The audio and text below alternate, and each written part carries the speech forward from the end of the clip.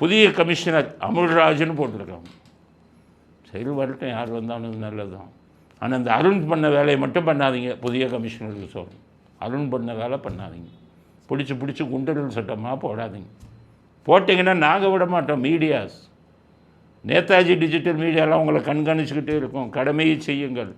பழைய மாதிரி போகிறவன் வர்றவனெல்லாம் தூக்கி கூண்டாசில் போட்டிங்கன்னா உங்களை விட மாட்டோம். வழக்கு மேலே வழக்கு போடுவோம் சொல்லிட்டு. அதே மாதிரி வேண்டாத ஆள் இந்த யூடியூப்பில் பேசுகிறேங்க, இது பண்ணுறதெல்லாம் அந்த வேலை வைக்காதுங்க.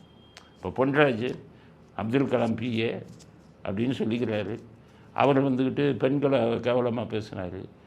தவைக்கு அரெஸ்ட் பண்ணாங்களா? இப்போ அவர் போய் முன்ஜாமீனில் நிற்கிறாரு. அது மாதிரி பண்ணணும். 7 வருஷத்துக்கு உட்பட்ட வழக்குகளில் யாரையாவது கைது செஞ்சிங்கன்னா வழக்கறிஞராக சொல்கிறேன், உங்கள் மீது சட்டம் பாயும். நியாயத்தை பண்ணுங்கள். அரசியல்வாதிகள் யாருக்கும் இதாகாதீங்க. வேண்டியவன் வேண்டாதவன் பண்ணாதீங்க. லஞ்சம் ஊழல்லாம் சம்பாதிக்காதீங்க.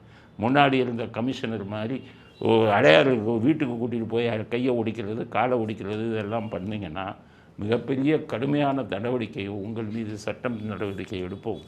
அதனால் நடுநிலைமையாக உங்களுடைய பணியை செய்யுங்கள்.